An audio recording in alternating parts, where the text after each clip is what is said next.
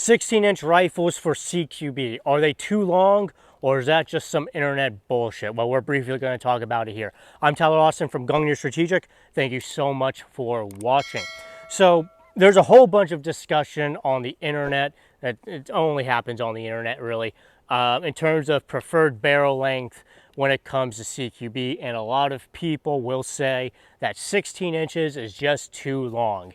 It's too long, it's too unwieldy inside of a structure. And I'm here to tell you that is 100% bullshit. 16-inch rifles are just fine if you know how to manipulate the rifle. They are more than handy enough and short enough to use inside of a structure. The big caveat to that is if you are running them unsuppressed. And quite frankly, the main benefit for a shorter rifle is to maintain a relatively compact size for the rifle when you are running suppressed. So for example, to prove my point, this is a 16-inch AR, and I'm going to compare it to my 11.5-inch AR. This is an 11.5-inch BCM suppressed. And as you can tell, they are basically the exact same length. In fact, the BCM that is suppressed is actually just a hair longer, and the stock position is set to the same position, by the way. These two rifles are the same exact length. Now, obviously, if this was unsuppressed, then of course it would be shorter and more compact and a little bit more handy, of course. However, generally speaking, when you're running a shorter rifle, you're generally doing it largely to be able to suppress it and still maintain a rather short profile.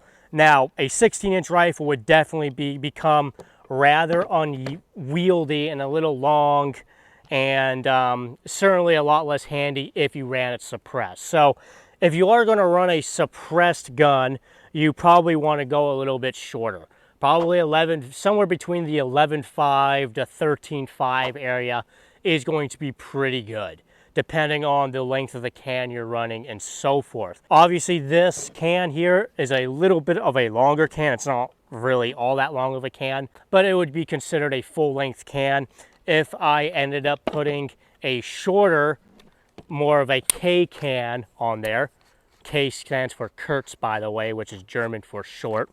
Little trivia if you didn't know that. This is an Omega 36M in its K variation. So with a short can, yeah, the 11.5 would come down and be about an inch or so shorter than the 16-inch. But even then, you're still talking roughly the same length. So the general gist of the story here is, if you are running suppressed, yeah, it's probably a good idea to go with a shorter rifle to maintain a little bit more of a compact profile. However, if you are running unsuppressed, a 16-inch rifle is more than handy inside of a structure if you know what you're doing, of course. If you don't, then that's just a training issue. It's not an equipment issue. And on top of that, a 16-inch barrel definitely gives you a lot of advantages when it comes to terminal ballistics because of the increased velocity, and as well as external ballistics, especially if you intend to use it not just as an entry gun. So anyone who says that 16-inch rifles are too long for CQB, they don't know what they're talking about. They're probably just some shit talker on the internet,